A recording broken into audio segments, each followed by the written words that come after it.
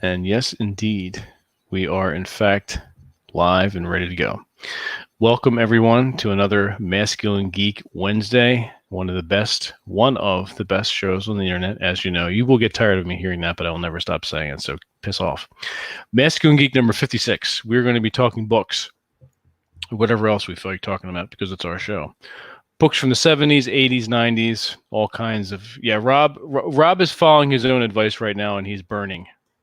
I don't know what he's doing. If he's listening, I'm not sure what he's doing over there with his laptop. He may be taking the microphone cord and choking his cats with it, and just in complete anger. I have no idea. So it happens. Yes, it happens. Rob will join us when he can. So we also have a returning special guest, a god amongst men, Mr. Corey Capella. Speaking of books, he's going to be talking about his upcoming book, Patriarch's Mission, a Patriarch's Vision, Purging Feminism. Okay, and that will be out on March 1st. Correct. And you want to talk a little bit about that, like how that started percolating in your mind, and how long it took you to do that adventure? Sure. Yeah, absolutely. You want to show the what's it called first? Yeah, go ahead, throw it up, and we'll. Yeah, all right, please do share that out. Do that, huh? Even hit the share button, hey.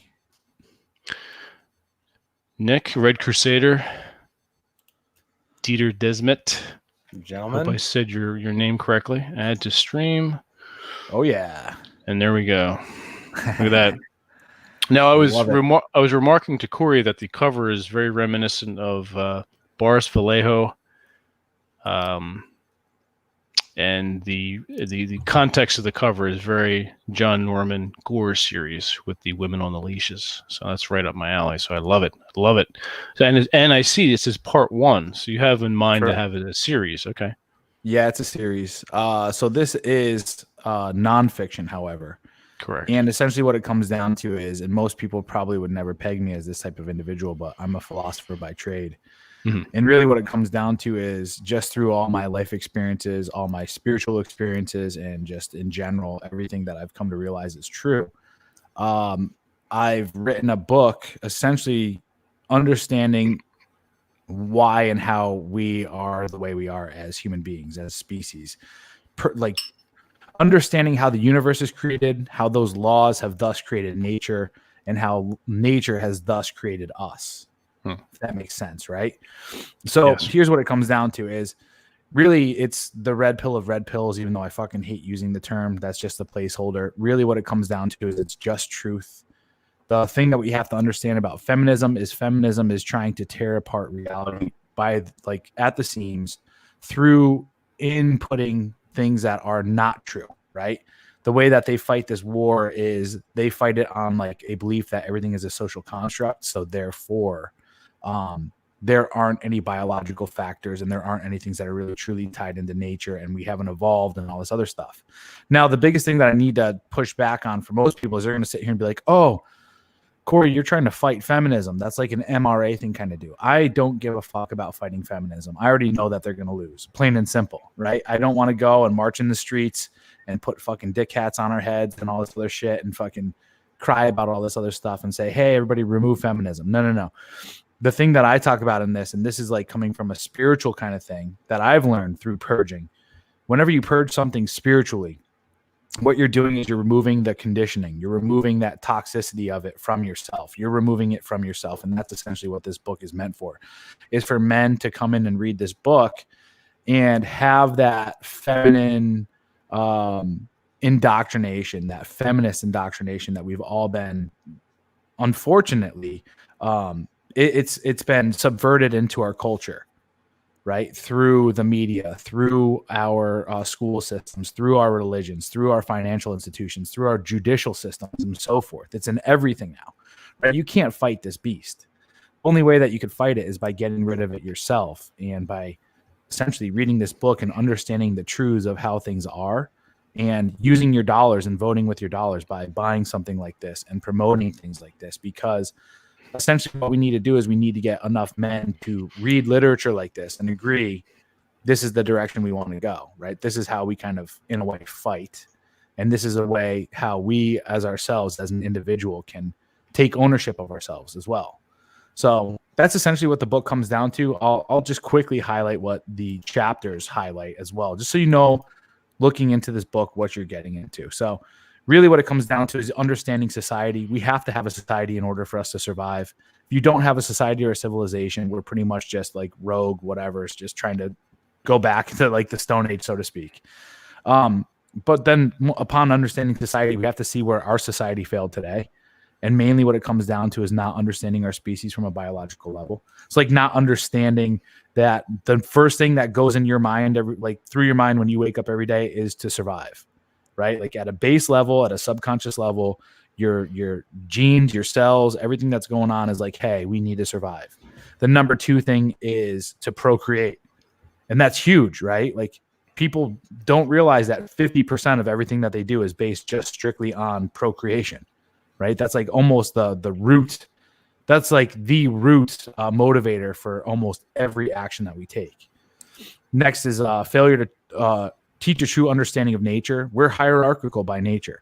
We have a whole bunch of other things that are programmed into us via nature in order for us to continue to survive. So you got to understand those things. What are those things? How do they apply? Number three, no survival skills. I think that everyone needs to understand some base level of being able to survive in the wilderness if shit were to just fucking fall apart, right? How do I get clean water? How can I obtain food quickly? How could I navigate? How could I build a shelter or whatever in order for me to survive? And the reason why I say these kinds of things is because I'm through and through like an individualist, right? I believe in freedom. I believe in each individual having their own sovereignty over themselves. And the thing about having such large governments and so forth right now, where we have such a huge decadent culture, is that people end up putting those types of responsibilities on other people and then thinking that it's their rights, right? So it's like the next thing I'll get into is the fourth chapter is no form of self-defense, right? You got to understand self-defense. Why is that? Well, because what a lot of people do today is this. They're like, oh, well, there's a police force and there's a military out there for me. So I don't really have to know how to protect myself or preserve my own life. I instead call upon somebody else who has to sacrifice their life, show up when I'm in trouble, and they have to be there. It's like that in a way goes against, I hate to use the term like non-aggression principle, but no one else out there needs to be more responsible for your life than you, right? So it's understanding things from that level of it's like, you need to be responsible for those things and you need to be trained. Well, wouldn't it be better if we had a society and a civilization that put those into teachings earlier on in a child's life where they realize that as truth and they had that trained into them, right? So like in a way, it's almost like a Viking / samurai / Spartan / like Athenian type of, like that's essentially what I'm trying to get down to is like, we need to have cultures that are more along those lines where like reality is reality. It's not just this kind of cushy fucking society that we have. Let me then ask you a question. Yeah, no worries. So not teaching self-defense, lack of initiation into manhood and masculine mentorship. Obviously, we can see that masculinity is on the decline here, and I think that's been purposely orchestrated into our communities. And one thing I've realized is that men need to be initiated into manhood at a very young age. They need to have the boy killed. They have to. They have to remove and sever the ties to mommy believing that life is supposed to be comfortable, that everything that they're supposed to do is wrapped around and steeped in pleasing women and pleasing other people. It's also the mindset too. Like most people today believe that they have to be nice. It's like you don't have to be nice. Nothing in nature is really nice. You know what I mean? So most people have that as like the number one thing that they have to do. Right. Number 6, not teaching philosophy. We live in a society that teaches you what to think instead of how to think. That's why people are so easily manipulated through things like CNN and fucking other things, right? They buy into these programs that think for them. It's another big reason why I'm anti-religion. It's like, okay, well, I'm just going to turn my spiritual progression over to this one person over there that tells me what to do in order to get to heaven. It's like, what if there is no heaven, bro? You know what I mean? Like you just fucked your whole life off by giving your power over to some other authority. Like take control of your own shit. So not teaching philosophy, we need to teach people how to think, how to decipher information, how to come up with their own conclusions, how to think rationally, how to think with what we consider critical thinking, right? And how to discern their own information and find out what is true via that way. Number 7, failure to foster the positive feminine. If men need to be masculine, then women also have to buy into the social construct of being feminine, plain and simple. And believe it or not, I send out a free chapter. I'm sending out a free chapter of this book I'll put that link. Who did the cover? I'm curious. Some dude on Fiverr. Wow, Nice. that's really good. It is a good cover. I went hard on him too. Like 3 weeks of like back and forth of like, that's not good enough. That's not good enough. That's not good enough. I can't believe this guy fucking tolerated me, to be honest with you, because I was like demanding perfection, and he fucking hammered it. Some dude in it looks really good. Yeah, I'm very, very happy with it. Yeah, I've done Fiverr before, and I've been impressed with what I've gotten for what I've paid. Yeah, it's crazy. But at the same time, too, you really got to rifle through a lot of fucking shitty. You do, yeah. Yeah. So there's some good stuff out there for sure. Very, very happy with that. Yeah. I'm pretty much almost done with that too. So not teaching philosophy, failure to foster the positive feminine, failure to understand spirituality. I kind of talked about that too, but it goes deeper. I think that people look at the big thing that I tackle here is this. When people hear spirituality, they think about like fucking granola, fucking hippies with man buns and people dressed in white saying Om and sunning their buttholes. You know what I'm saying? And that's like spirituality from a fucking very feminine context. You see all these people and they're like, oh, empathy and love and peace and all this other stuff. It's like, no, fuck that shit. Like Vikings were very fucking spiritual people. The samurai, very spiritual people, right? I'm sure the Spartans were too. You know what I'm saying? It's like, there's also very masculine form of spirituality. And if you're a man, you need to pursue spirituality through a masculine frame. And if you're a female, pursue it through a feminine frame. But religion makes it kind of blanketed for everybody. And the shitty thing that we start to see through religion is, number one, it doesn't allow you your own autonomy or sovereignty to be able to explore your own spirituality.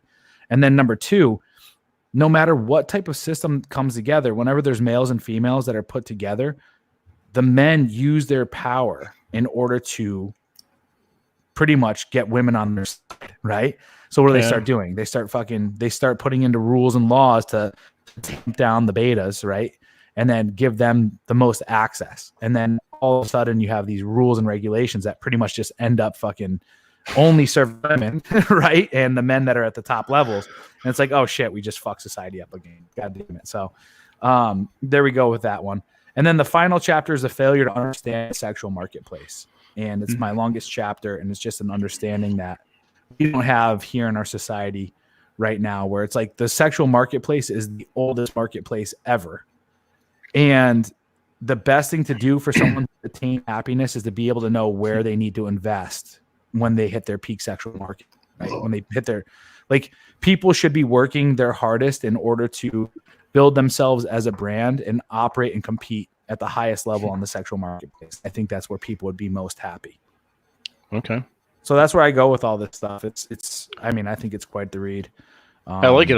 I like the sound of it. Look forward to picking it up when it drops. And it's dropping on March 1st, correct? March 1st. Yep. March 1st. Okay. I put a bit.ly link in our private chat. If you could post let me go ahead.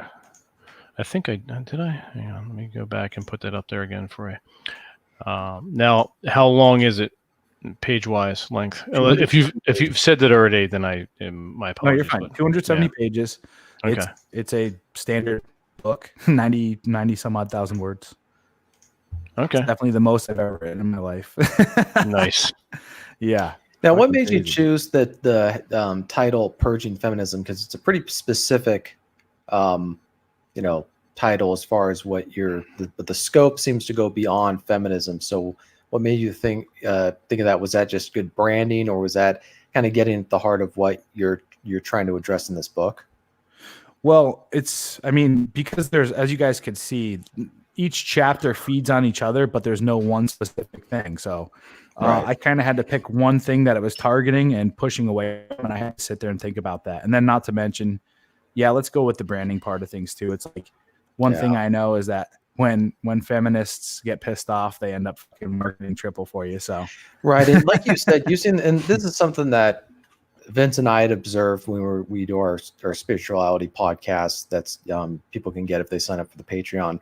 Is that when people think of spirituality now, the reason that term has become so destroyed is because a lot of women use it now to say, I'm not religious, I'm spiritual, right? Which means I do yoga, I do drugs, and I ride the cock carousel all while praying and meditating. Yeah, I do the eat, pray, whore type thing. And so For men, well, but it's true. It's like for No, men. I know what you're saying. Just funny coming out of your mouth. Yeah, well, it's true. I don't normally hear it's when you curse. It's you do it so infrequently or say those words that when you do, or is not a well, you know, even that word, TJ, is it's like you're so you come across as so innocent, so that when you do say these things, it's that much more powerful and that much more refreshing. So beautiful. I appreciate whore it up. Let's whore it up, TJ. Yeah. Anyways, but the whole thing with male spirituality is because men's spirituality is repressed just as much as it is as other aspects of masculinity is repressed. With men back in the day, their capacity to bond with each other was much greater in a patriarchal society, whereas in a matriarchal society, men are it's a concerted effort to prevent men from developing deep enough bonds to where they can actually collectively organize in any meaningful way. And that's one of the reasons for go ahead. Yeah, there's another aspect that most people are not willing to talk about that ties into masculine spirituality, and it's death. It's aggression. It's murder. It's like, you know what I'm saying? Like, it's barbarism, so to speak, because men realize we're steeped in reality. We realize the rules of nature, right? Right. And it's funny because when men get together, like Greek societies and all sorts of stuff past, they would wrestle, they would fight each other. And that's how men really bonded. We made sure that the men in our society who are there to uphold the boundaries and the borders of our society to stay safe were strong enough. And then afterwards, what's crazy, it's like I do jujitsu, man, and I love going to jujitsu on Friday nights. Like most of your 9 to 5 workers that go in and do jujitsu Friday nights, they go in order to kind of like decompress from the week. Yeah. Right. So then we go in and we roll. It's usually open sparring and stuff like that. And then after like an hour of sparring or whatever, we all just kind of like sit around and people will be sitting on the wall and stuff, and people be talking. Right. And like some of the best conversations will come up. You'll be talking to some guy who's he's a 45-year-old, been working and owned his own businesses for the last 20 some odd years, has 2 or 3 kids and all this other stuff. And he's talking to you about some of the problems that he's going through. And then for me, 34 years old, I'm in the beginning of, entrepreneurial ventures and all this other stuff. And he's just sitting there talking to you about things and lessons that he's been through, and it just applies and it's super applicable. It's kind of like this is my whole thing, is that men heal men. And that's something that's also been taken away from us as well, is that that's the space that you want to create, is for men to get together in order to talk about how each other can become better. You're good, Rob. So I want to ask a really quick question, Corey, because you set it up perfectly. Is one of the challenges, and I talked about this in a recent essay I wrote called "The Rise of the Lone Wolf," and it's the difficulty of men to collectively organize in any meaningful way. And there's a variety of reasons. Some of them don't necessarily have to do with feminism, but how does your book look at that in terms of how to either overcome that, or are we just going to have to? And we also talked about this in that interview we did with you a couple weeks ago. How do men overcome that, or is it not? Do we have to wait until the conditions on the ground are right before that can really happen? Well, I think what it comes down to is it's been purged out of us via that subversive feminism thing that's kind of gone on, right? Like if you go and you look at our schools used to have recess where boys could go and let that angsty energy out. There was a little bit more practical application. There were gym classes, there were shop classes that did cater to more of the masculine stuff where we're more practical and need to apply those kinds of things. Now our school systems are more like, hey, show up at 7:30 in the morning and sit and be nice and be kind and don't act out and all that other goodness. Don't fight back when you're hit. Yeah, correct. And then the next thing is, subverted through our media, where if men are hanging out together and just hanging out and they're not putting obtaining a woman or having a relationship with a woman as number one, then, you're gay. Yeah. That's a go-to bullshit. That is actually one of the I think the one of the worst of modern society is that this way that women talk out of both sides of their mouth on the issue, where on one hand they're big into gay rights and they think their gay best friend is so cool, but men who want to spend time only with other men in a male only space, it's like, oh, you're just gay, you're homo, you're repressing your homosexuality, whatever. He's like, no, we'd like to have a or space you're plotting. You're twirling your mustache, You're smoking your plotting, cigar yeah, with your feet exactly. up, and you're plotting Yeah. against women. I mean, it's just the same bullshit. Establishing the patriarchy behind Yeah. the doors. Right. And it's just and it doesn't have to be a lot of men. I've seen a group of like 4 guys get together just impromptu at the moment, and women's heads will turn and like, what are they up to? What are they doing? We need to go see what they're. It's like, it's weird. It's just weird. It's like, I just saw it happen once and I go, huh, like, it's just like that, is it? That's too funny. I love you too, John. I love it. Well, John hits a great point too on one other thing, and I'm going to get back to it too. You know, John brings up a tremendous point where he talks about how he has this natural inclination to want to be around children and like lead children. But then here in America, whenever a man wants to be around children, automatically he's a pedophile. Right. So it's like these women will do whatever they can whenever they see a man who wants to lead. They're automatically going to paint him in the worst light possible. So now in the back of our mind, it's like, okay, we can't be around children because then we're going to look like pedophiles, and we can't be around other men because now we're going to be considered gay. It's like, and it's so funny, like you just mentioned, women are all about everybody expressing themselves openly sexually.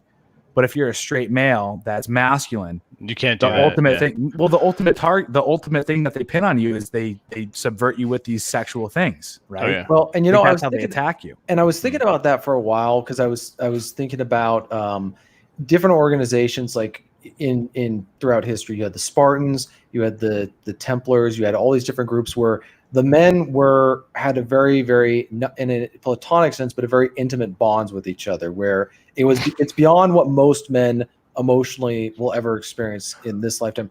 What that did is it made their priority and loyalty to their brother, right, to the guy on the field.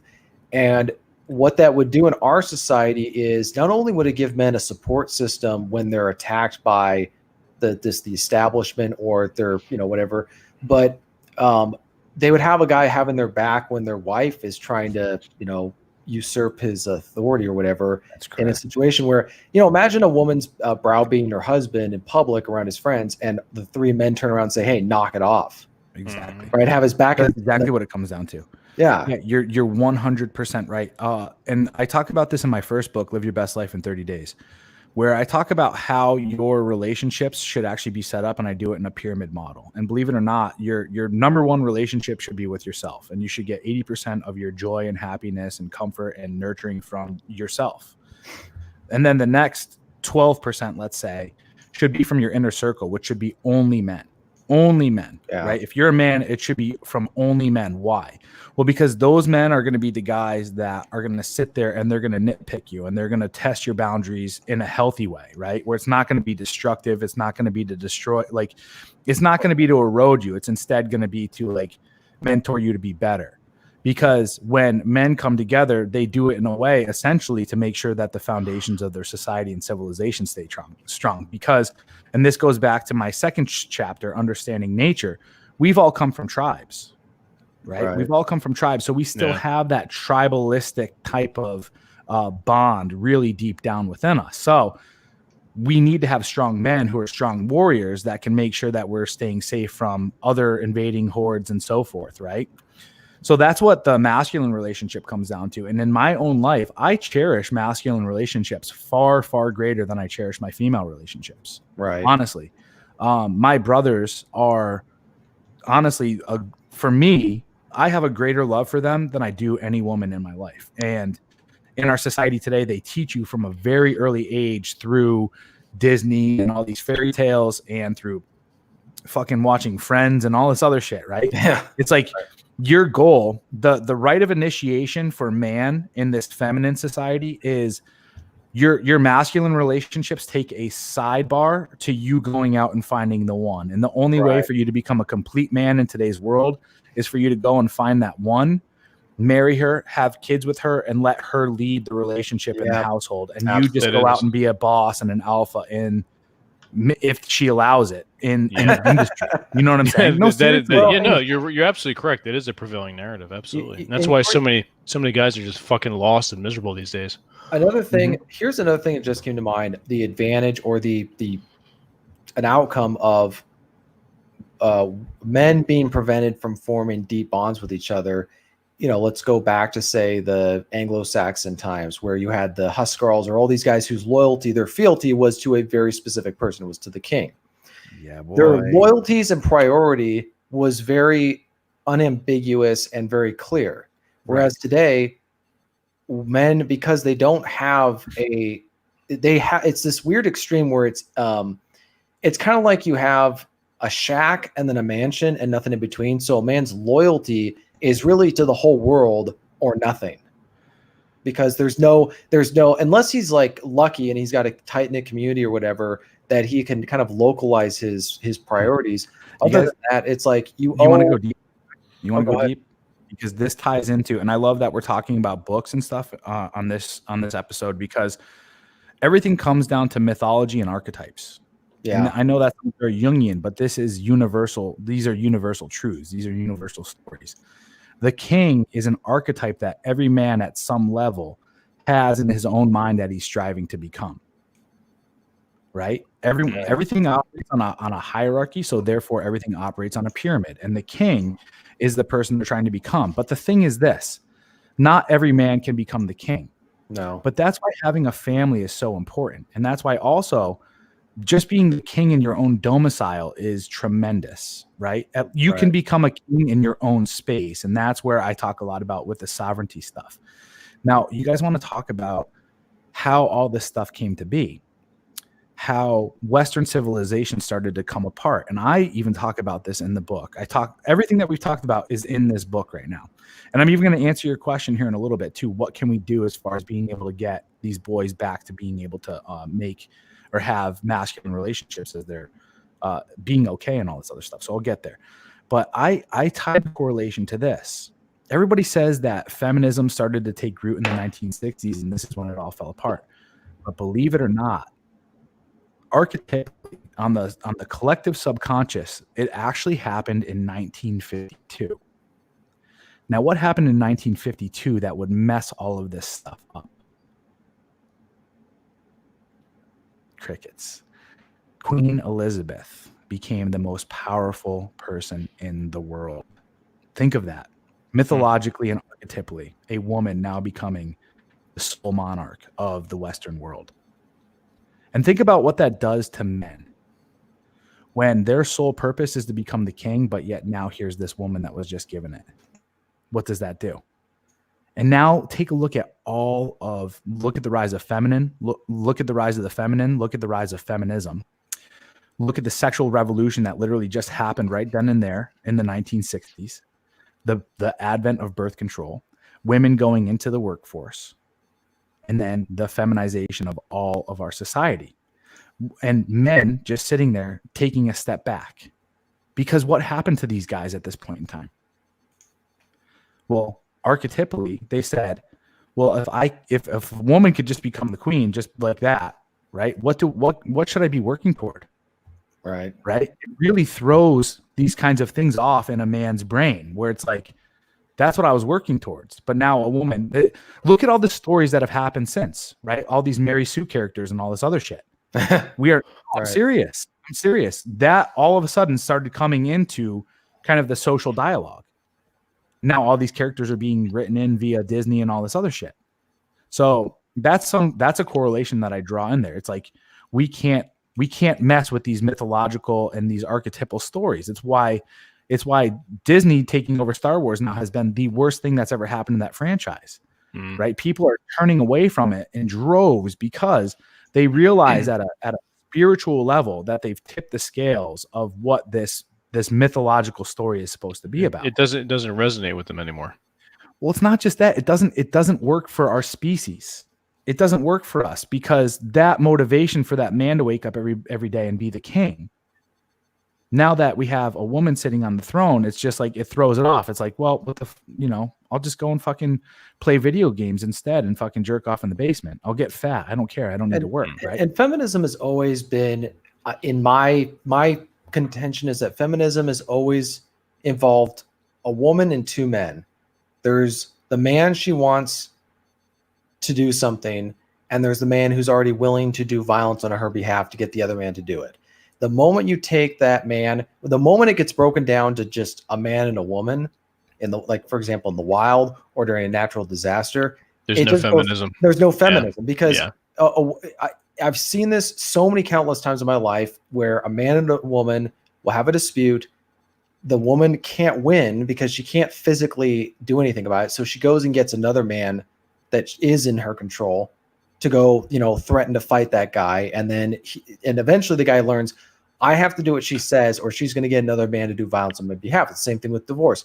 Are men actually afraid of their wives? No, they're afraid of the guys who with guns who will shoot him if he doesn't at some point comply with the court's demands. Right? Like That's nobody's exactly what they're scared of the bigger alpha that's going to come in and put him in a cage or fucking drop a JDAM on his house or some shit like Right. that. Or Yeah, fucking full-blown Waco them for trying to go their own way. You know? Yeah.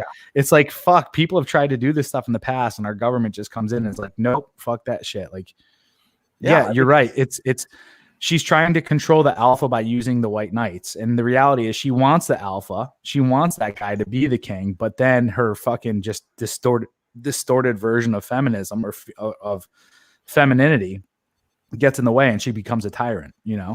Well, and here's another interesting point. What happens when there's a third guy that comes in, is stronger than both men, and doesn't listen to the woman? See, that's where Western civilization is going to fall apart. When you have a second man who doesn't listen, and I'm using them as placeholders, allegorical, but a group of men, or a civilization of men, or a culture of men that are not listening to feminism, but when other men come to do violence against them, they get wiped out like the Romans by the German barbarians, right? Just completely erratic. And then suddenly the whole LARP fest ends.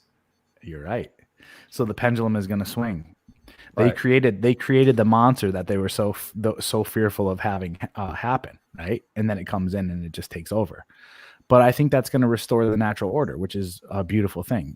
I mean, as much as we try to deny it, we are still a part of nature. We are still animals at some certain level. We're just evolved, conscious fucking animals now trying to play a game and do all this other stuff. Right? Well, that's it. Just because we have computers and salad shooters and cars and shit and dildos and whatnot, we think that we can just like not realize that where we came from, that our hindbrain is actually more involved with our day-to-day activities than we want to believe. And everything, like I said, and I hate to keep going there, but everything we're talking about right now is in this book. I just sat, I sat there for 4 or 5 months, just like pouring all this shit out. Like, so basically what you're saying is we don't have to read it now. Yeah. You could just buy it and keep it on your fucking coffee table. Do you plan on selling signed copies too? I would absolutely love to. I'd love to do a book tour. I will buy my own and sign them as well. And if you guys want to do that, you can email me. Obviously, just go to my YouTube channel and you could link up with me that way. All right, cool. But I think this is going to take off, honestly, because I think this is the truth that people have been wanting to hear for quite some time. It's the pushback against all the SJWs. It's a pushback against the left. And even, we understand this, that the way of the TradCon is also long gone. There's too many people that think, oh, well, what we need to do is put the genie back in the bottle and go back to 1950s. You can't. Yeah, we talked about that. You can't go in reverse. Go forward. You can't go in reverse. So the next book after this, part 2, is, all right, so everything that I break down, how do you create civilization off of all the things that I've dissected here? So that's what part 2 is going to be about. And it's going to just highlight, this is how we structure it. This is how we create this. So, TJ had the question, Corey, this is somewhat answered in the book, but it's just an idea. Now, the next thing is, all right, so we have to go from the what and the why to how. So that'll be part 2. Gotcha. Interesting. The solution that I come up with this is simply understanding the most successful societies in the past, understanding our biological drives, and also understanding from my experience how I've matured from 13 to 35, right? And essentially what it comes down to is at age 13, boys and girls need to become separated. Yeah. Girls need to go to their own type of school and they need to get prepared to become mothers. Because women at 18, honestly, we understand this, the prime time for a woman to give birth and have children, because this is her peak sexual market value, is 18 to 26. Well, the thing is women don't have girl game anymore. Women don't know how to be mothers. Women don't know how to take care of a household or even take care of another life. Yeah. The best thing for a woman is honestly to have kids from 18 to 26. Get it out of the way. You might as well, right? You're still young. Yeah. That's when the best eggs are, right? That's when there's a reason why that has happened, right? There's a reason why the best eggs are at 18 to 26. And that's the best genetics we need to have for our species to continue, plain and simple.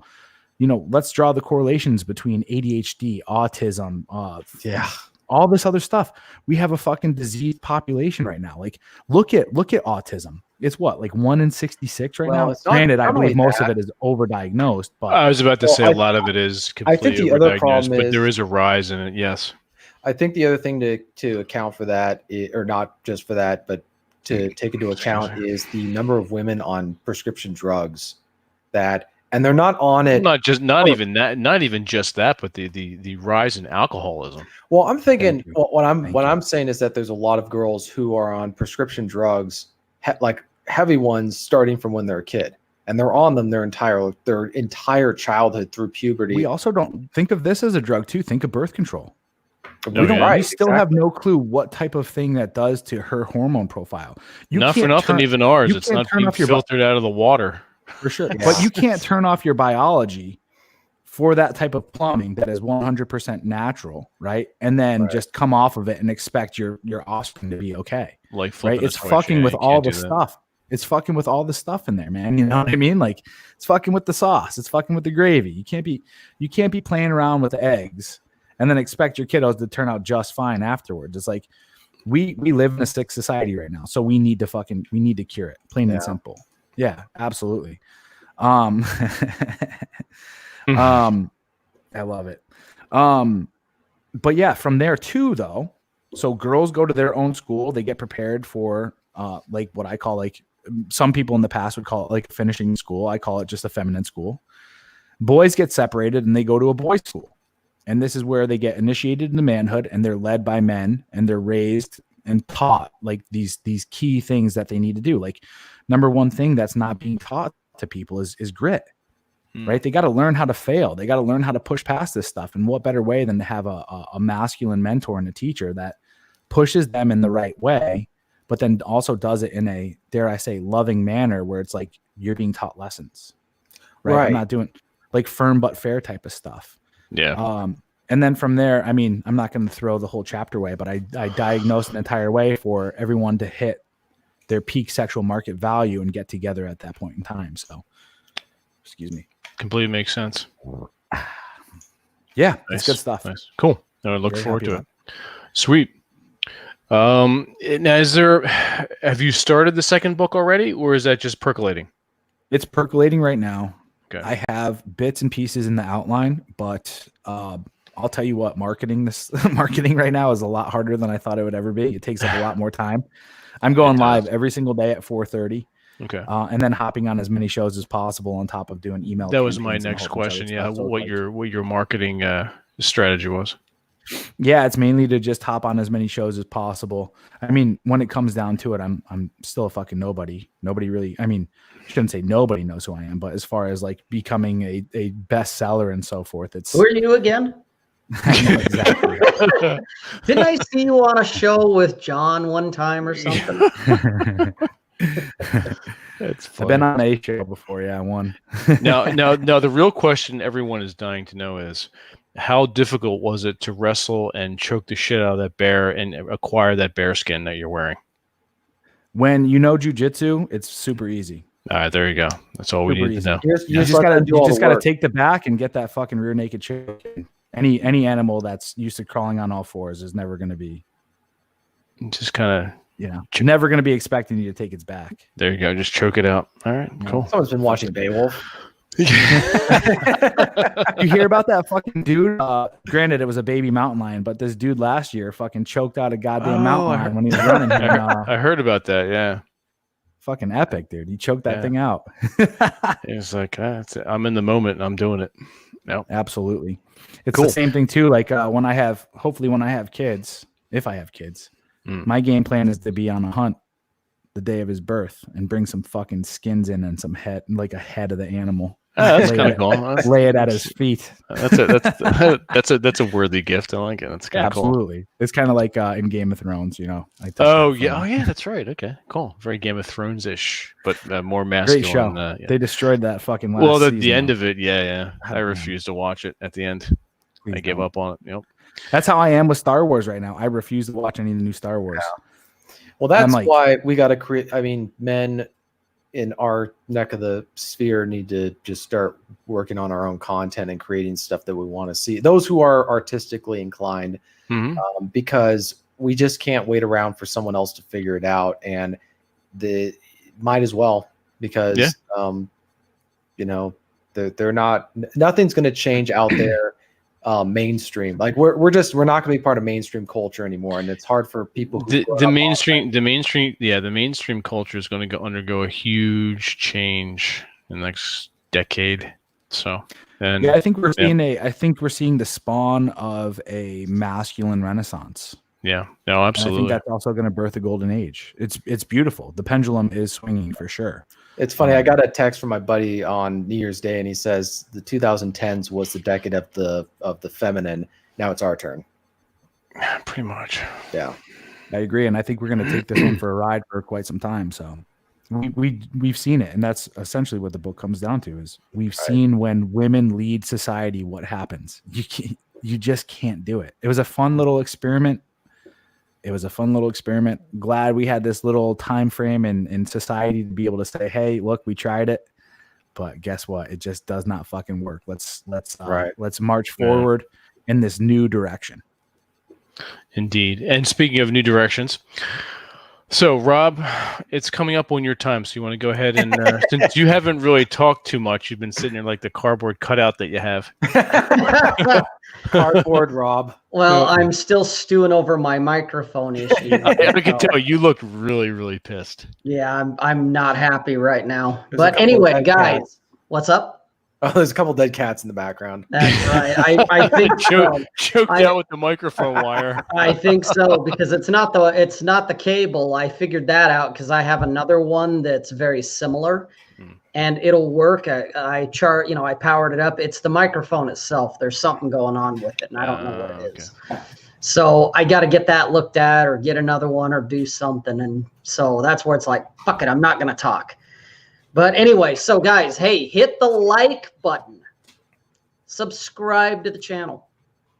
Share this with someone you think that would benefit from it. I know Corey would benefit from it. So do it for Corey. Yeah. Share it for Corey. Because Corey is one hell of a guy. You guys are one hell of a bunch of guys. Share the video. And then when the video is over, John was on to something the last time I was on Dude Party with you, Corey. And he was saying, comment on the video after the show is over as well. It also sends tingles to YouTube's vagina. And I've noticed that with some of my live streams after they're over, as well as pre-recorded stuff. Okay. The more comments, even if it's just something like doing it for the tingles, whatever, just make a comment, though. It actually spikes it up and gets it out there a little bit more. So do that for us, guys. Do us a solid. I like seeing comments when I wake up in the morning. I like having that little notification bell. It's red. It's like, oh, cool, I got something. And someone's in there saying something silly. It's like, oh, that's cool. I appreciate it. But you know what? It kind of lets me know I should keep going. It puts it out there for people to see, because when John said that, part of me was like, who's this fucking guy? He's just some random asshole on the internet. He doesn't know what he's talking about. But then part of me was like, well, you know what? Maybe John does know something. So I thought, what the hell? I'm going to try that just to see. Bare minimum, if nothing really comes out of it, I can go back to John and go, dude, you got your head up your ass, man. Except he doesn't have his head up his ass. So it's actually a legit thing. So remember to comment on the show after the show as well, guys. Thank you, Rob. Appreciate that. Yes. So we are talking about books, obviously. But the title of the show is 70s, 80s, and 90s pulp, sci-fi, fantasy books that, I mean, for lack of a better context, they sort of made us as we were growing up. Now, I don't know about you guys, but and TJ and I had talked about this because he was worried that too many people were emulating Tolkien. I grew up reading Tolkien every year.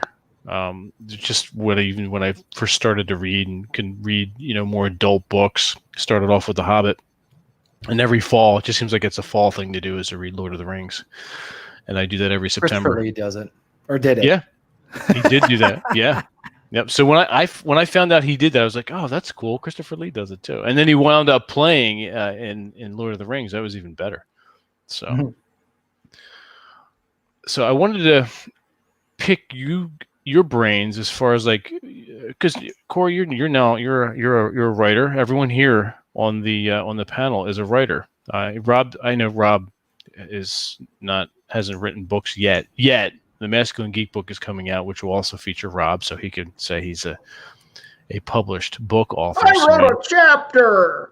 You wrote more than that, and you will be writing more than that. I'm giving you more homework. Don't worry. Oh, God damn it. That's right. I'm busy. Yeah, all right. You're going to be even more busy. You got to petition Congress for more hours in the day. So, well, if we can get them to moving on anything. But Rob is a writer because he writes for Masculine Geek, and he writes for his website, Rob Says. So he is indeed a writer. And he also writes for his newsletter and ours. So if you're writing every day or every other day or even once a week, you're still a writer.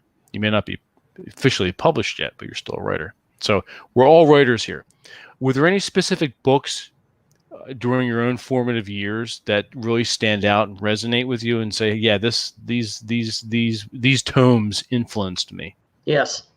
Okay. Rob, go ahead. Oh, I didn't realize you wanted me to expound on that. I thought this was a yes. Yeah, you do. I'm putting you on the spot. Yes.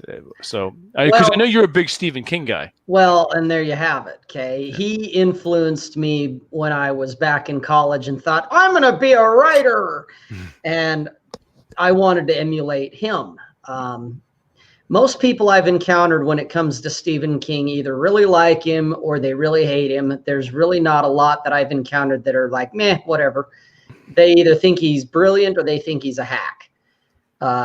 Most horror authors I've read, I do like a lot of different horror novels, the genre, but a lot of them to me are very wordy.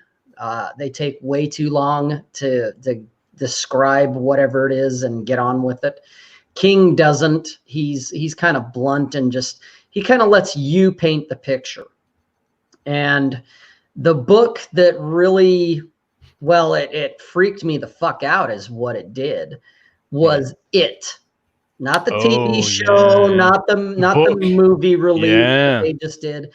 Even the movie, the re-release where they've done the movie was better than the TV release, which I thought was a complete joke. You didn't like the TV release? I fucking hated the TV release. I mean, I'm not gonna, shit on the actors. Tim Curry did a great job as the clown. Yeah, he always does. Yeah. Is that the TV release? I thought that was just the original movie. I think it was an HBO TV release, wasn't it? It was a TV release. It was like a 3 or 4 part TV mini series type of thing. That movie impacted me big time, but I was 5 when I first saw it. It was like, fuck, holy shit. That was the scariest movie I've ever seen. Read the book. That, at least when I got the book, I think I was 14 or 15. And I read it. I got it for Christmas and I was done with it by New Year's because that's all I did was I would get up, get a bowl of cereal or something, eat, sit down and read until I had to use the bathroom, eat dinner, go to bed. That's an 800-page book, isn't it? Yeah, it is. Yeah. It's huge. And I read it in like 3 days. Okay. And I remember walking by storm drains and giving them a wide berth. They all float. That's right. Because that shit freaked me out. That is the only book that has ever freaked me out where I was like, maybe there is something in the fucking storm drains, And it was, for me, it wasn't like a conscious choice where it was like, oh, I'm going to do that. But that's kind of where it came out as, I want to leave a mark like that. I want some teenage kid to read my book and then literally shit himself and stay far away from storm drains. And so that's far away from the crapper. Right. Or the shower. Yeah, the Yeah, shower. Psycho. Watching it come out of the shower fucking Yep. drain. Holy shit. Oh Yeah. yeah. Leaning That was over and fucked. yeah. Like, especially if you were like younger and you were the only person in like a gym shower. It's like, dude, holy crap. This is Yep. creepy. It's about to come out and fucking take me for a ride. Yep. Just rip your fucking head off. These guys in the chat, Red Crusader mentioned the Dark Tower. Oh yeah. What did you think of that? To me, that is, I don't care what anyone says. That was Stephen King's magnum opus. The fact that he was writing them and then he quit for a while and he put it off and he put it off and then he got hit by a van and it almost killed him. And I was like, don't you die now, you son of a bitch. You have a series to finish. Yeah, right. And you got to keep going, you fucker. Yeah, well, and he finished it, and some of these guys will disagree with me, and that's fine. That's what we can agree to disagree. I thought the entire thing was great. I liked where he went with it. I liked what he did with it. I put it up there in my own estimation. I put it up there with Tolkien. I put it up there with Lord of the Rings and some of these other great big magnum opus things that, oh God, look what this guy did. 7 fucking novels. And the first one was the shortest one. And they just got larger and larger as he went. And they just, in my opinion, they got progressively better. Because it took me, I don't know, a couple of weeks to read The Gunslinger, which I thought was okay, but it was whatever.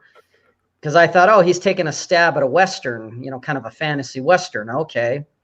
Because he was trying a bunch of different genres during that period of time. Well, then when he continued it and as it went on, it's like, holy shit. I read like the 7th book when that came out, The Dark Tower.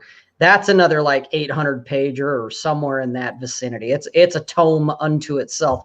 That was another one that I read like in 3 days. And that's just because when I get into him, I get into him.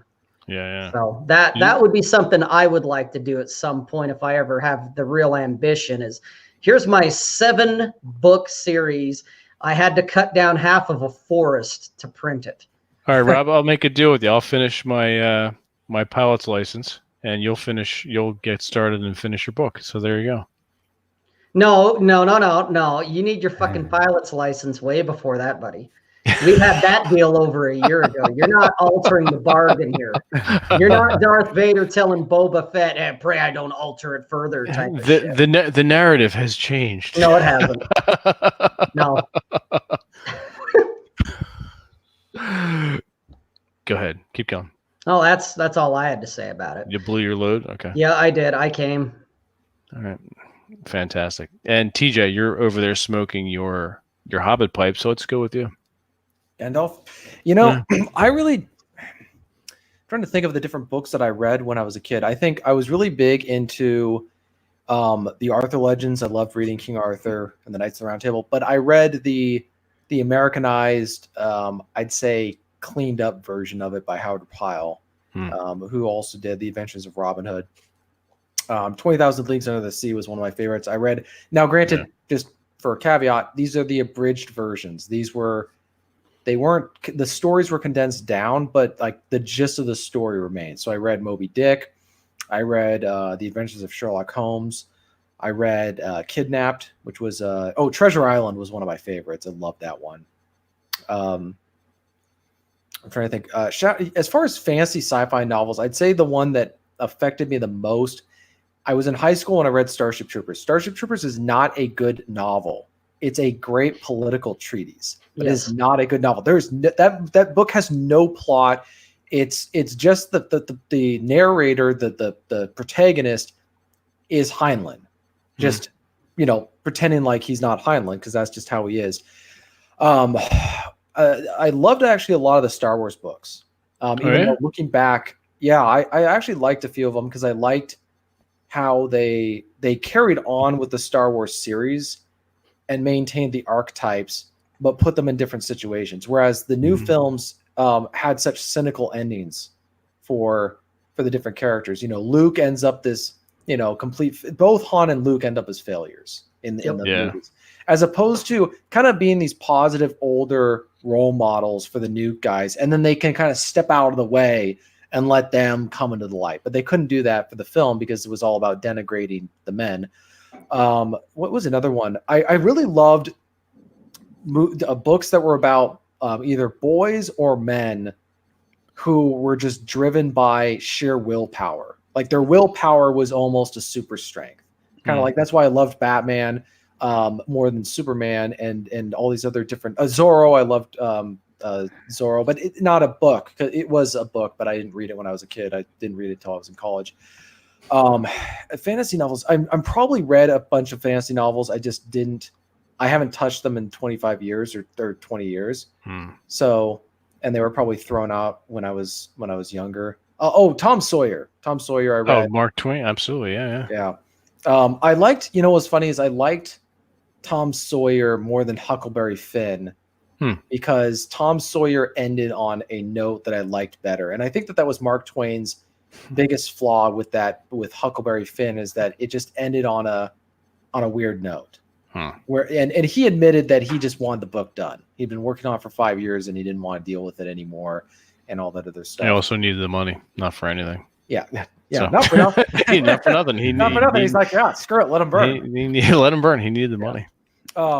And so what was another one? There was probably a bunch of I think I read the Red Badge of Courage when I was that age. Okay. And I read an abridged version of The Prisoner of Zenda. Oh, nice. Okay. Which was that's a really interesting story. I finally watched the film version with James Mason years ago. Oh, okay. Cool. And it's a weird. It feels like a fantasy film, but it's not fantasy in a sense. It's a swashbuckler. Did you ever read Three Musketeers, Demas? Okay, I did read the Three Musketeers. Sorry, I did read that. Okay. I love that story. Kind of the classic, brotherhood, all for one and one for all. Oh yeah, that's what we're here at Masculine Geek. Shit. Exactly. Yeah. Which one? So which one is who's Porthos? I know, right? we're kind of thin. We're kind of thin guys. Yeah, right. Seriously. Jack Napier can be D'Artagnan. There you go. We're gonna have to hire a fat. We're gonna have to hire a fat guy. Too funny. Okay. We're all thinking we're like, who's a fat guy that we know? And we're like, we don't know any guy that there's no fat. Yeah, exactly. There are no fat guys on our shows. No. So yeah, I love the books that I could just sit there and read, and I never got bored.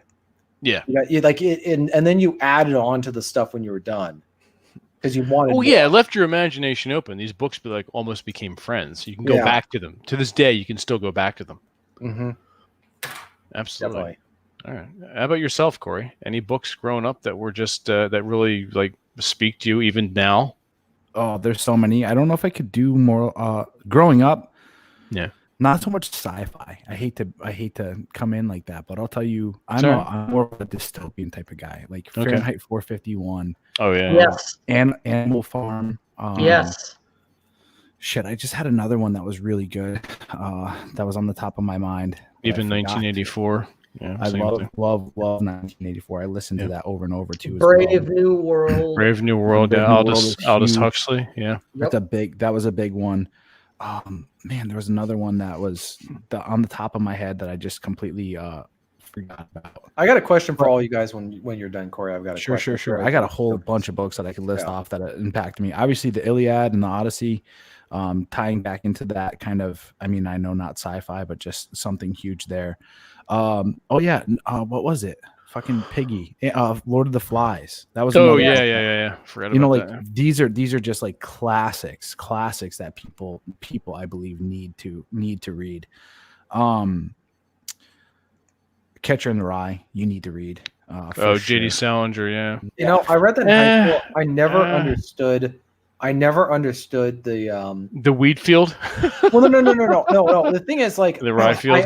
I understand the character now, but I did at the time. I was a sophomore in high school, and I didn't understand what he was getting at. And then I finally, you get older, and you start to understand male angst and frustration. It's very contrived. Yeah, it shows a very lost individual. Yeah. From the perspective of that masculine, for sure. Fuck, I had some other ones, but I don't know if you guys have read Ender's Game. Have you I know of it. My friend was really into that. I could not put down Ender's Game. I read it in one day. That like I could not stop reading that book. And then right after that, I read The Fountainhead, and that pushed me also into Atlas Shrugged. Rand, if you could stomach how wordy she is, right? Yeah, that's exactly that. Wordy. If you could stomach how wordy she is, and I highly recommend you get the abridged version of Atlas Shrugged, because it cuts out some of her just dancing around linguistics and all this other stuff. But understanding the plot points, understanding the character development, understanding the full blown message of that book, I don't know a better book for today's time, to be honest with you. Going back to the Ender's Game trilogy, it's a trilogy, and then I think there's another aspect of it. Fucking epic. Shit, what else are some fucking great books, man, that I've you mentioned Star Wars. I am a huge fan of Darth Plagueis and Darth Bane. Yes. Those two books I believe are must reads as well. I mean, Darth Bane for sure, number one. Darth Plagueis, number two. Plagueis is a fucking animal. Loved that book. And it obviously talks about the rise of Palpatine. If you guys don't understand the background to that, and how Plagueis and Palpatine pretty much as two people usurped the entire what's it called? Fuck, I'm drawing blank on all that shit, but just usurped everything. Fucking genius. If I understood it from some of the Star Wars, like this was one Star Wars narrative that after the Sith completely destroyed or they were almost destroyed, the whole thing was that there was only two of them. You trained one, and then when the other died, Nope, not when they died. When the apprentice killed off basically the master. Before the rule of two, there was a whole shitload of Sith lords around, and they were all vying for power, all killing each other, all just petty bickering, fighting constantly. And Bane saw all of that, and he basically got them all together, and he nuked them, for lack of a better word. He was like the only Sith left, and then he was the one that started the rule of two. Well, and before that too, they had dropped I forgot how long it was. They dropped the title of Darth, and they would it was all Lord of Darkness and all this other stuff, and weakness in the fact that the Brotherhood of Darkness was essentially the same thing as the Jedi. Yep. So it's almost like MRAs. MRAs and feminists are pretty much the exact same thing, and they're all trying to fight the same fight. And Darth Bane decided to step out and go and become Darth and rock the title Darth. And then there was a plot, obviously, to kill him, numerous plots, and he thwarted all of them, came up to them as friends and said, let's fight together. And they had all the Jedi, I believe, on Coruscant. And they had the ability with their darkness to be able to kill all of them. And I forget who it was. Was it Kopej? I forget exactly who it was, but he turned on Bane in that last second and tried to use the army to kill the Jedi in order for him to gain his prestige, so to speak. And Bane was like, no, let's continue to use the dark side. And it fucking it's such a good book up until the ending of that first one. Yep. Super good. Yeah, absolutely. Man, I used to fall asleep just listening to that book. Cool. Do you prefer the audiobooks to just sitting down with the book, or is that? It depends on what kind of book. It also depends if I've already read it. And it also depends like what my mood is. What am I trying to do? Like, for instance, when I would just put the audiobook on and I would just listen to it off of YouTube. You can get Darth Bane and Darth Plagueis off of YouTube. It was just for me to like chill out. Right. And that's the only time I really ever read fiction, is in order for me to just like, because the majority of my day is instead spent listening to all this other stuff, business things, nonfiction, reading things for like personal development and all this other stuff. And that's why I asked too, just the time constraints involved. Yeah, for sure. So now it's just like, all right, let's turn this on and let's just kind of like not just veg out, but just like let your brain just throttle that. And I think that's what people like. People like listening to this mythological stuff because it hits the subconscious and it allows you to kind of just get into that space. You know, speaking of which, I just I can't believe I zoned out about this, but actually, you know what? I'm going to put that aside. The question I was going to ask is, you mentioned dystopian And I've written a bunch of dystopian short stories that have been published. And then I finally wrote a novel when I came to the conclusion that the dystopian genre has come to an end for now. And the reason is because dystopian is about a future world that is worse than the world today.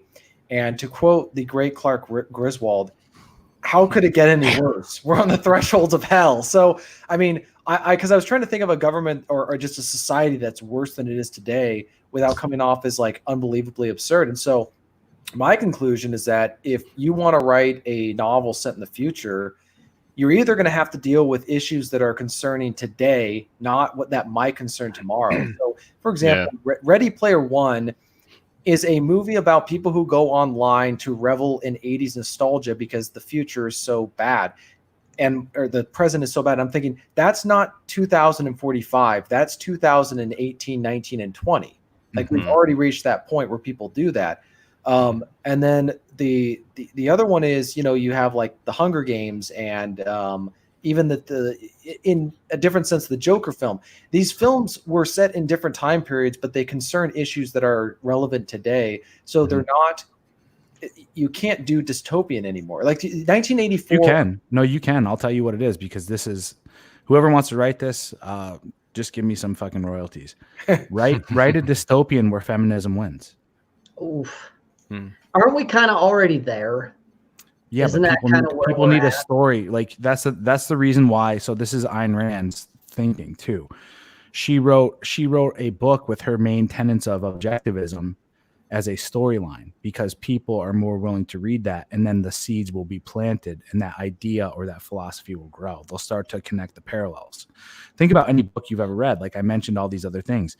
Those things when I was 8, 9, 10, 12, 14, they planted seeds in me to where now I can observe reality and tie those messages, right, into what's happening now. And it's like, whoa, that's bad, right? It's like, watch this book right here get flagged on Amazon and get fucking taken down. And then the next thing you know, it's being burnt and all that other stuff in tiles, I think right? you can do some of that stuff, but I think the issue is that it's touching on things that have dystopian novels are cautionary tales about what happens if you allow something to happen. And I think you can definitely write a novel about showing if feminism won, like they achieved everything that they wanted. Except what's interesting about that is there's what they say they want, and then there's what they actually want. So if you want to depict a society where women literally get to choose the men that they're going to breed with, and then they're going to choose the men who are going to provide resources for them, they can do that. But at the same time, you'd have to have the men to enforce that. And so I've been playing, I've put it aside, but I'm working on kind of an anti-Harry Potter novel story. You had it right the first time. It was Harry Potter. Harry Potter. There you go. Harry Potter. I had foreign accent syndrome. Harry Shitter. But this is me. Couldn't stand the books, couldn't stand the movies, and so I gotta write a book that deals with that. But the flip side of it is that it's only women are allowed to practice magic. It's a completely matriarchal, female only. The men are just labor. They're almost like it's almost like living in a labor camp, like a Soviet labor camp, and that's kind of the model I use for it. But I like it. And where they come in, kind of like how in the beginning of Harry Potter, I don't want to say too much about it because somebody might actually write this book, but you know how the beginning of that book where they pull the kid out of the house and just take him away to go do the wizardry witchcraft school? Well, I thought, well, isn't that kind of like human, like child kidnapping? So imagine where it's the like nightmare version of that, where they come into somebody's house and against the will of the child and the parents, they steal the daughter to take her off to get brainwashed. And people can say, oh, it's an allegory for sending her off to college, right? So she gets brainwashed. She hates the family. Her loyalty is to the sisterhood of the witches and all that other stuff. So I thought, oh, that's perfect. That's a perfect fantasy novel. And so then you have two different groups. You have the group that just wants to burn it all to the ground, kind of like led by a guy kind of like Rob, just let it burn. And then there's others like, no, we actually want to use this stuff. So I think that But going back to the dystopian thing, if you want to depict a world that's worse than the one today, I feel like a fantasy novel is one way to pull it off because it's not trying to make it seem like it's here. Because then you don't feel like it has to be realistic. It can be a little bit more outlandish and absurd because it's a different world. You know, a world where like women literally get to pick who they want to breed with. They can just say, yeah, that guy right there, you know, or whatever it is. Or they're just groomed from an early age, like with I think, have you ever listened to Aldous Huxley's interview? You can find this on YouTube, but Aldous Huxley does an interview, obviously back, I believe, in the 50s or so forth. And he highlights the 5 main areas by which our civilization will decay. And he highlights all of those in A Brave New World. So he was very philosophical, believe it or not. He had the foresight. He knew the direction that we were going. He talks about overpopulation and so forth, and you know, being and having this social media style type of thing where people just check out all the time and create this different version. And essentially what you're talking about too is, I think Huxley in A Brave New World comes the closest to being able to highlight where the sexual marketplace is today, because he breaks people down to like epsilons and like deltas and betas and alphas. And then everybody is also like numbing themselves with certain levels of using. I forgot what the drug was. Soma. They used. It was Soma. Yeah, fucking crazy. And then there's this one dude who just kind of wakes up out of it all, and he's trying to like figure out how to escape it and bring life back to like normalcy. And see, this is another thing that the problem with not a problem, but just an issue with dystopian novels. Ayn Rand's her one truly readable book, We the Living, which was set in Soviet Russia. There's 3 different characters who deal with the dystopia, the nightmare that they live in, and they deal with it in different ways. One of them commits suicide, another one becomes a male prostitute. The female character chooses to flee Russia, and you know, I'll leave it to people to actually read the book to find out what happens. But in A Brave New World, John the Savage, who's the protagonist, kind of he goes insane, or he despairs. He gives up. He gives up trying to. And I think the problem with that is it's the same problem they had with the original Rambo film ending, which is where Rambo dies. He commits suicide, or Troutman shoots him. And the audiences couldn't deal with that because it's like, no, what the message you're sending is for people who are going out through struggles in life is to just end it.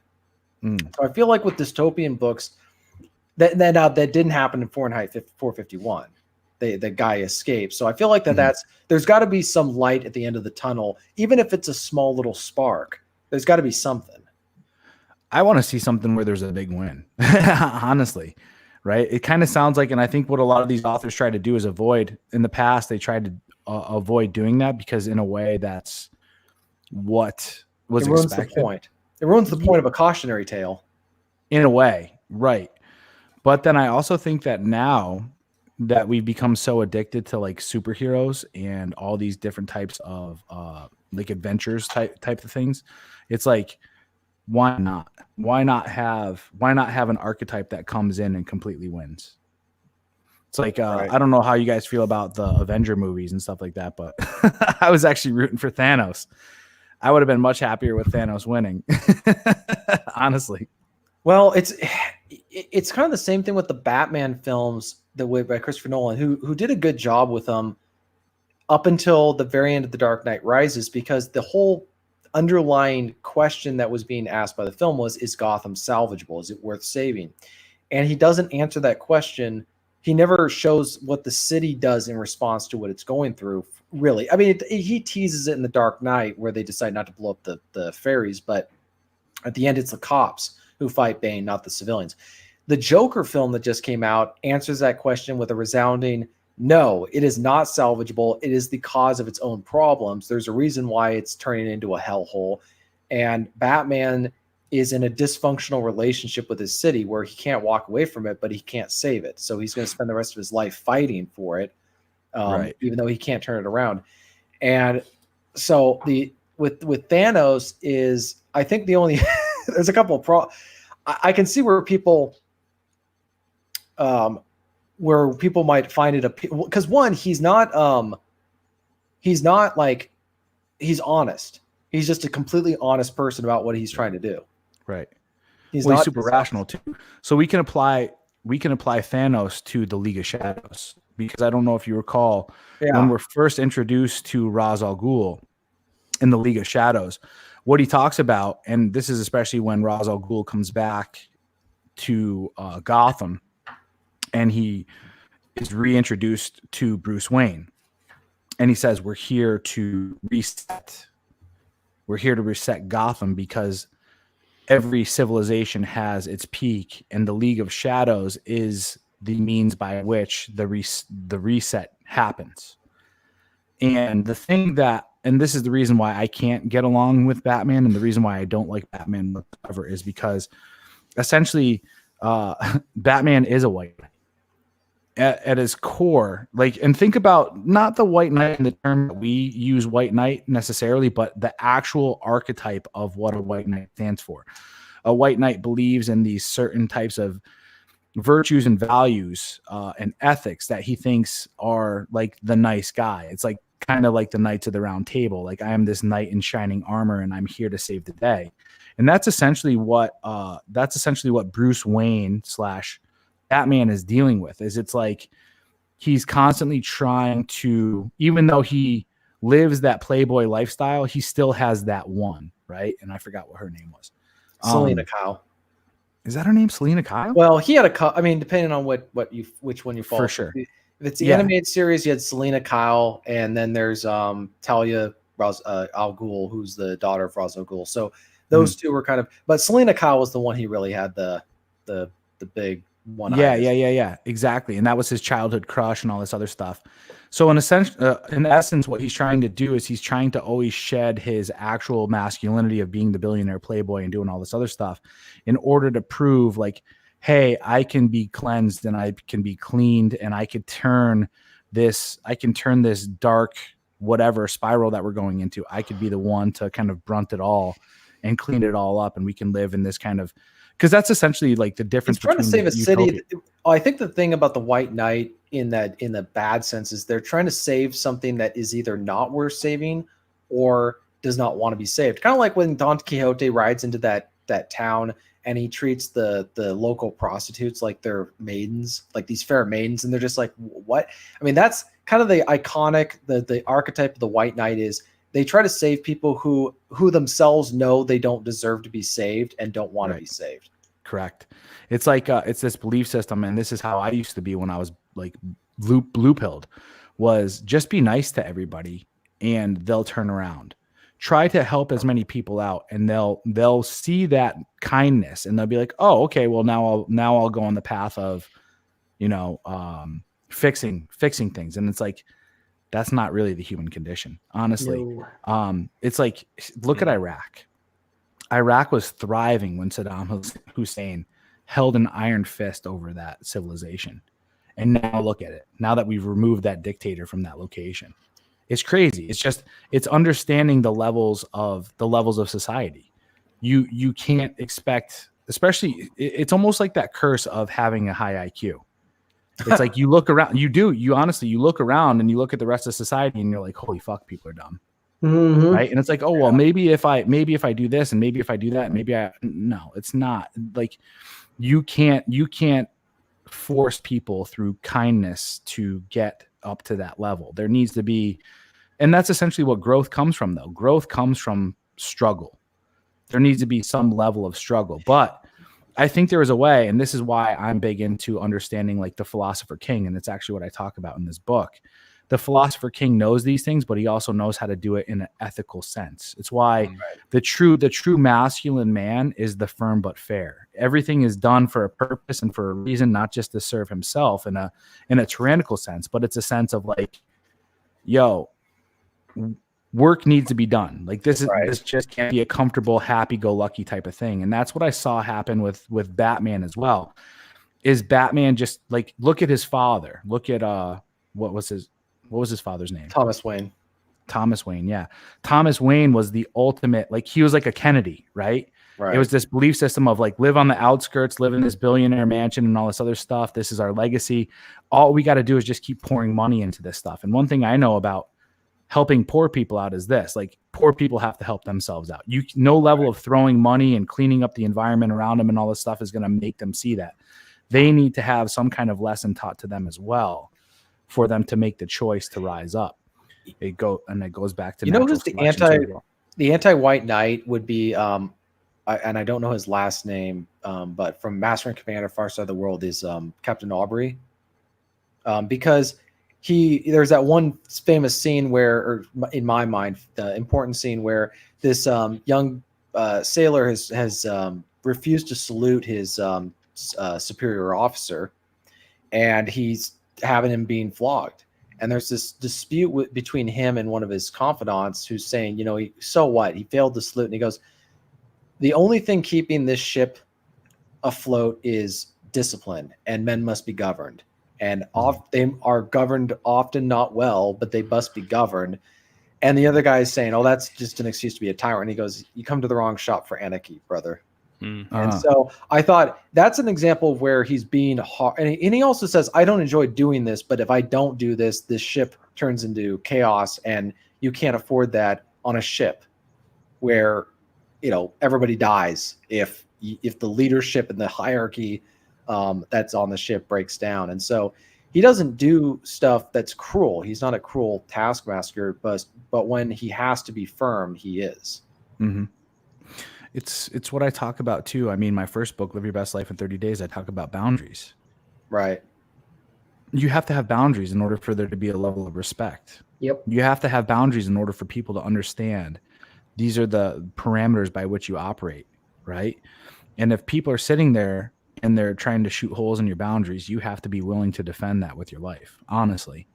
And, you know, obviously someone who was in the military too, order and discipline are like the two key things that are needed in order for a military to survive.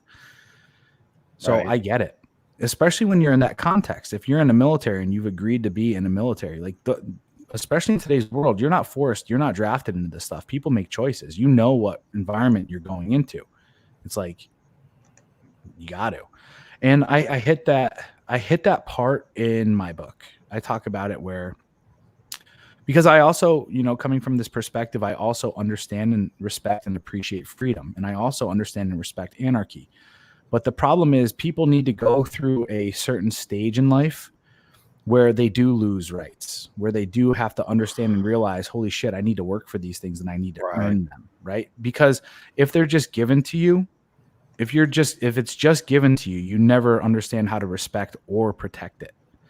And I think that's actually one of the biggest foundations of a society is you have to put people through the tranches for a little bit, see if they, you know, we'll see if they survive it. Number one, there's the survival of the fittest, so to speak. And then number two, kind of understand that part of your life was necessary in order for you to respect. Because if you can't respect it, then you can't teach it. And that's the thing, is that you need to be able to teach that to other people as well. It needs to be a living tradition, is the way I look at it. And that's why Heinlein's book, Starship Troopers, was a crappy novel, but a great political treatise, because it was talking about how if you wanted to be a civilian in the Federation, fine, you didn't have to do anything. If you wanted to be a citizen, if you wanted to be able to vote and do all these other things, you had to demonstrate that you were responsible enough for it, and how the Federation honored. It would take you and give you work in whatever capacity you could, but the idea was that you would serve first, and then you would be granted citizenship.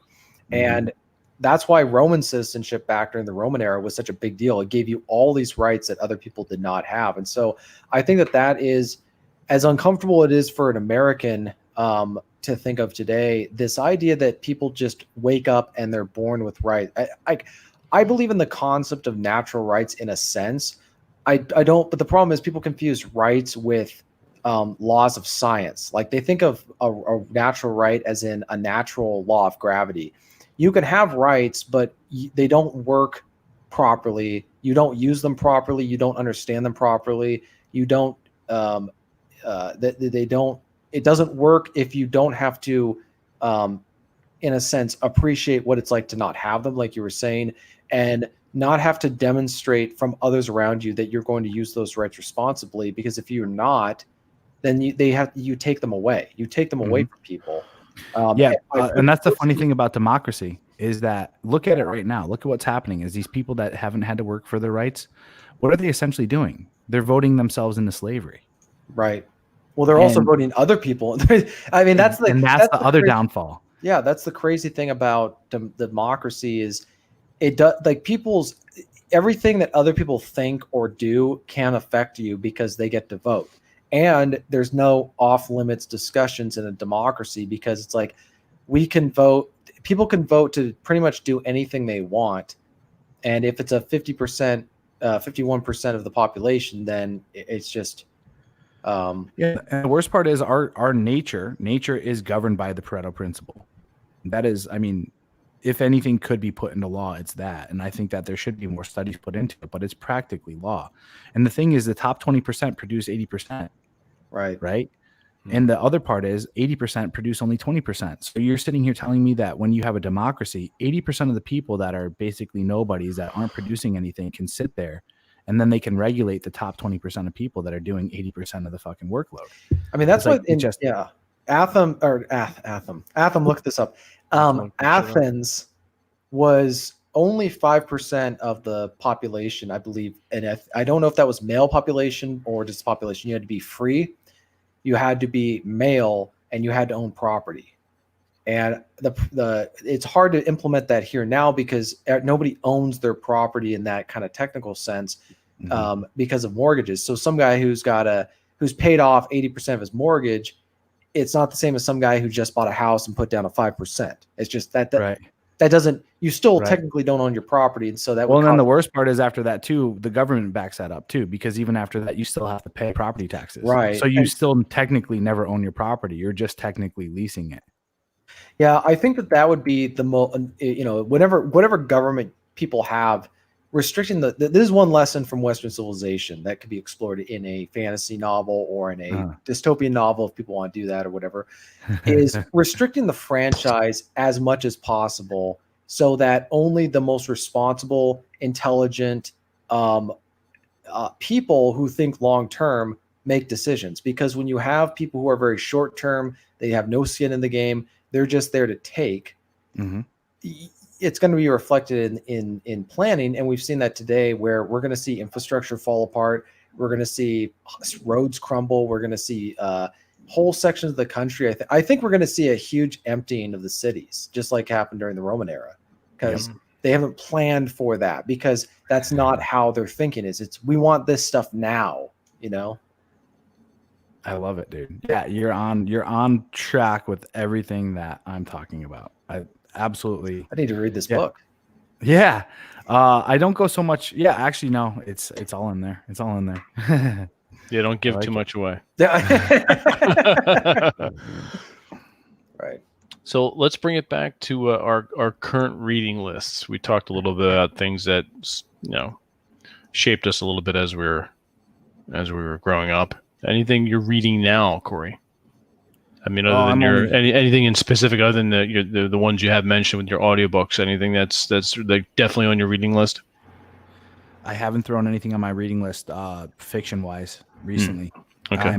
I'm definitely open. One thing that actually I was just thinking this as I was talking about it. I was actually thinking about looking into some more of the Ender stuff, but I haven't heard too many good reviews on all of that. Because it's like Ender's Shadow, and he gets into a whole bunch of other stuff about how it felt afterwards after killing off an entire civilization and everything like that. So, I mean, that is kind of hard for a kid to process. For sure, especially like right after he did that, he like runs into the queen on another planet and has like telepathic fucking communication with her. Fucking crazy. But no, because I'm kind of on this path right now of growing and marketing and all this other stuff and business and entrepreneurship, that's kind of what's been inundating my mind. I got to be honest with you, in my time frame of writing this last book, the last thing I wanted to do was put my eyes on more words. I was like not reading for like the last 4 months, honestly, because it was just like I would sit there and I would write for like 4 hours or something like that. And I'd just be like, all right, I'm fucking done. Like go and watch a movie or go and listen to an audiobook or go and bang broads, which is pretty much what I do. But Yeah, Indeed. totally open to some suggestions for sure.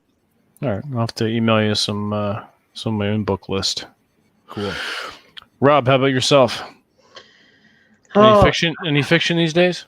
Any fiction? Actually, I just got done. Actually, Just a little bit ago, I finished up Under Tiberius by Nick Koches or Koch or Coach or something like that.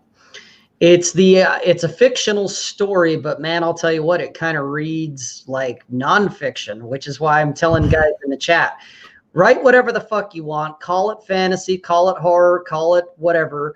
That way no one calls it your manifesto. Okay? That's why Ryan Stone writes cooking recipes. You know, you have an out. Ted Kaczynski could have done the same thing with his manifesto if he'd have actually written it as a piece of fiction. So you're muted, Vince. I knew that I was testing you. Okay. I didn't actually realize I had clicked that. Shit. No, hey, I'm getting old and I'm tired. Apparently. I was gonna say, if he had interspersed some recipes in his work, he would have been okay. Yeah, exactly. Or put some elves in there or a Star Wars character in there. He'd have been all right. A couple Wookiees. Right. Yeah. Some Wookiees, a Yoda, you know, things like that. But this book it's supposedly a scroll that a guy found at the Vatican that proved that Jesus Christ actually existed. He was a real man. And yet Christ was a charlatan. And it is a great read. I loved it. I was like, oh my God, this is amazing. I'm like, are you sure this is fucking fiction? Does that speak to the Satanist in you? Yeah, no shit. But I'll tell you what, that was the last piece of fiction I've read. Okay. So. TJ, how about yourself? I'm actually not reading fiction for the sake of reading fiction. I'm reading fiction for the sake of I'm working on a very short fantasy novel, and I'm trying to really do something different. It's about showing as little as possible and saying as little as possible, but leaving most of it up to the reader and a lot of understatement and subtlety. So I'm reading a couple of books. I'm also trying to read some of Tolkien's stuff, so the Two Towers or whatever, but I'm trying to get some of the descriptions in, but not write 3 pages about what a scene looks like or something like that. But I guess it was like, what was Tolkien? He wasn't trying to say something with the book, but he was conveying certain themes and archetypes without doing so obviously. And one of the things I noted about the books is he has archetypes, not allegories. There's no allegories at all in Lord of the Rings. There's no, he's not trying to make it be a comparison for something that's going on in real life. I would also getting back to the archetype thing. A lot of authors try to write the archetype story, like specifically, you know, the hero. They try to force the hero's quest. You can't do that. It's all when we read something, we go, oh, well, I can see the hero's quest in there. That's because I think it goes back to what Corey was saying. It comes out naturally. You can't force a hero's quest because it's going to come across as shitty and inauthentic. So if you just tell a good story, those themes are going to come out. So that's kind of the challenge. It's after we go back and we analyze it. Oh, I see the hero's quest in this. Well, I kind of, that's the challenge. A little bit of mine is because, and I talked about it with you, Vince. Mine is where a kid from our world ends up in another world, and so he's not given a lot of time to really make a choice on this stuff, on some of this stuff. So, in that sense, but I'm trying to have the protagonist not talk as little as possible. So, and instead of having him talk, have the people's response to what he's doing, his actions, kind of give you an idea of what he's doing or what he's saying.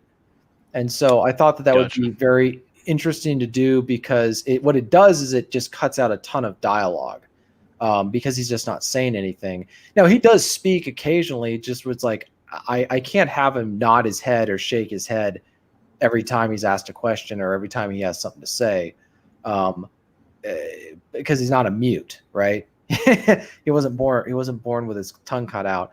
But the Hero's Quest thing is, in part, it kind of is for this book, but I'm also writing it for a specific reason, or with a specific intent, as I think I've talked about before.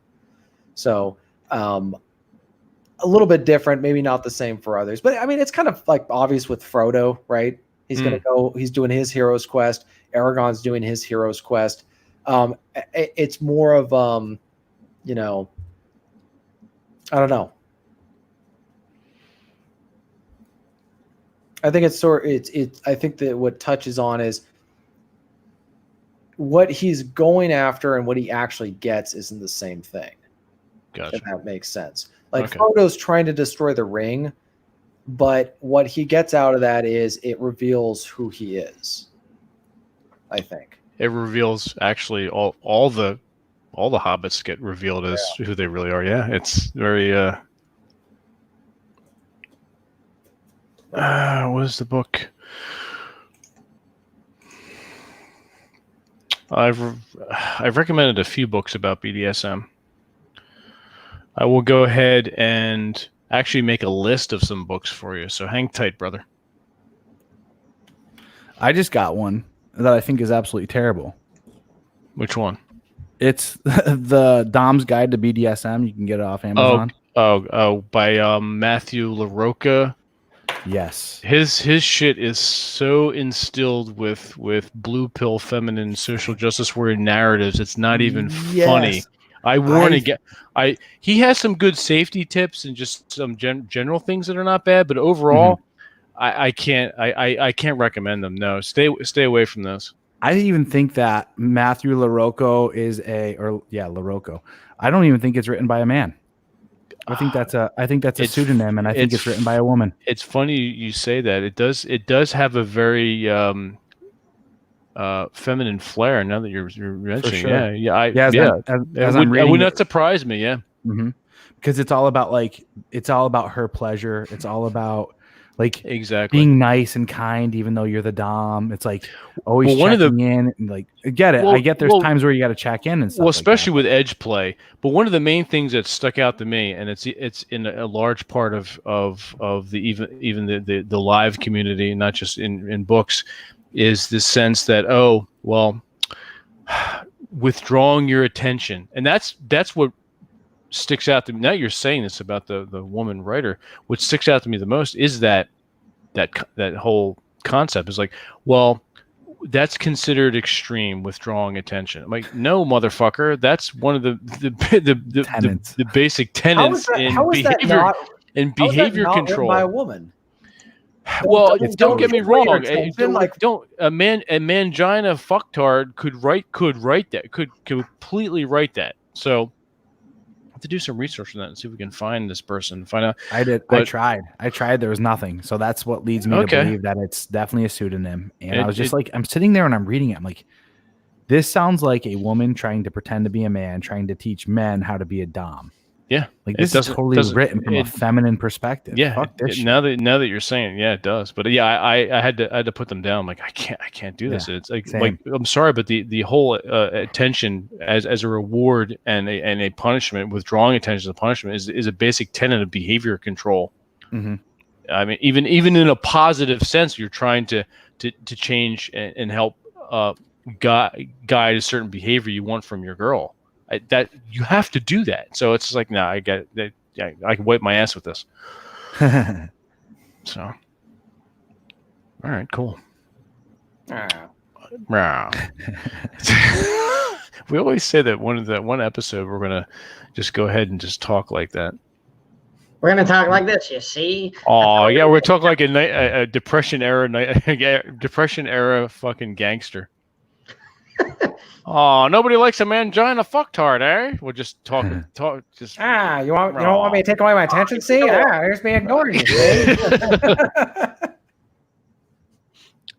The subject is very interesting to me because I've never read fiction. Wow, Sass, you've never? Okay, you definitely get into some fiction. I do have a post called "Some Books" on Masculine Geek. Some things that I was interested in growing up.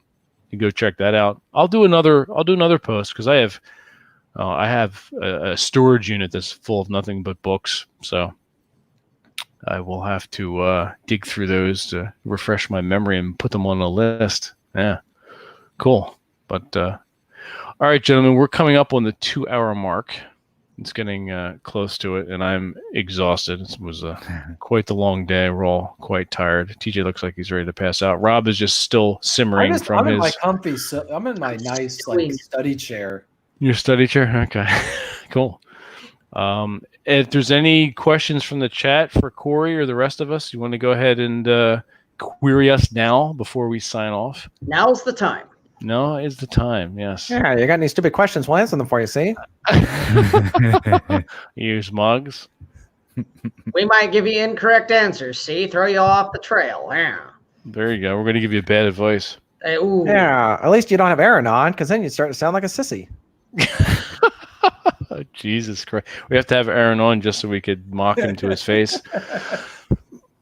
He's. I mean, we make fun of him all the time. Well, that's true. He kind of walks into it.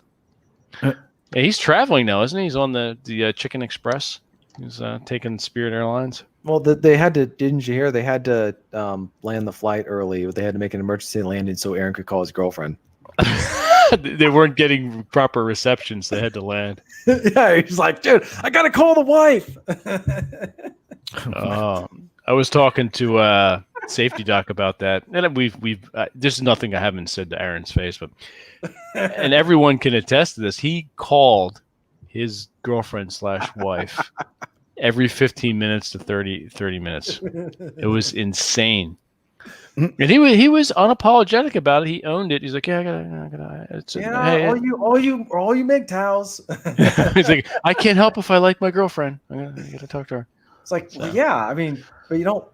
Guys, we will have to unleash the Aaron the observation. Unleash the Kraken. Well, the Kraken, yes. But we're gonna have to go ahead and to unleash the observation of Aaron and the gay hand.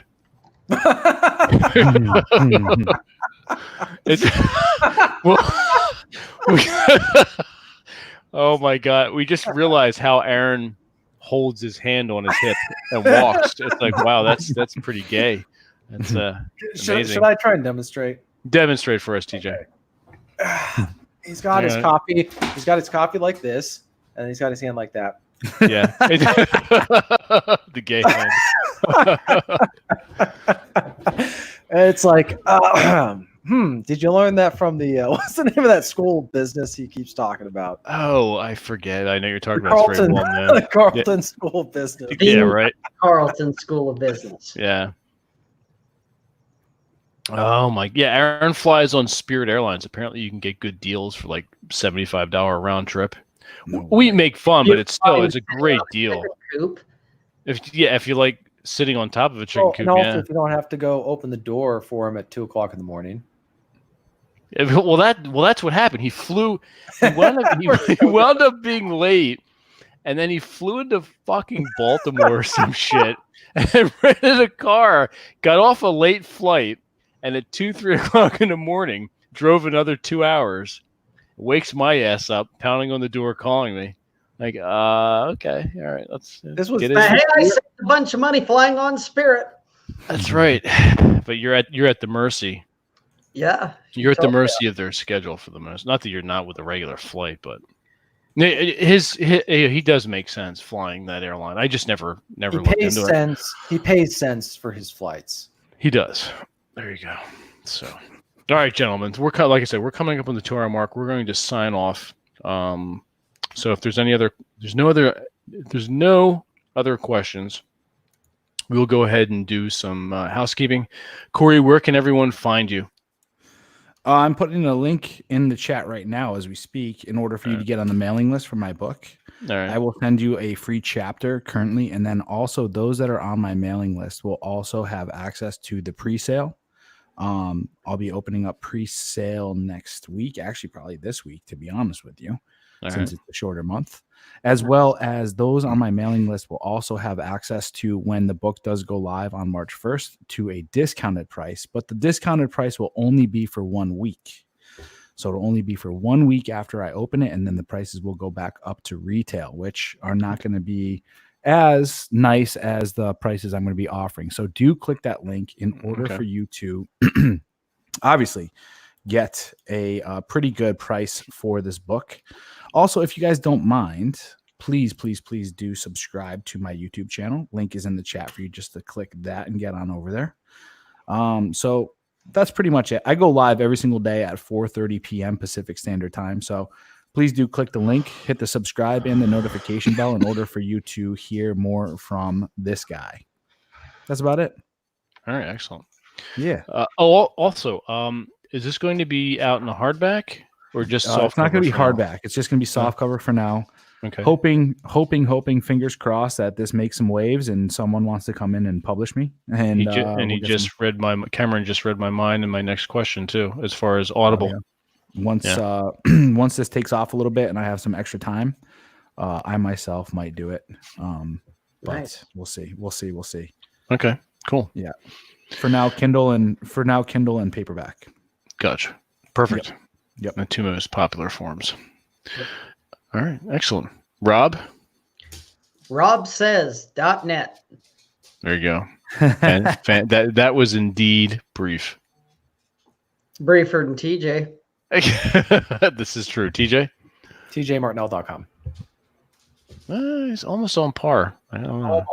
Almost, yeah. Tried. He should actually get a different website name, and he could shorten it to TJM and then .com. TJ.com. Yeah. TJ'sbrief.com. Yeah, don't be a sissy.com.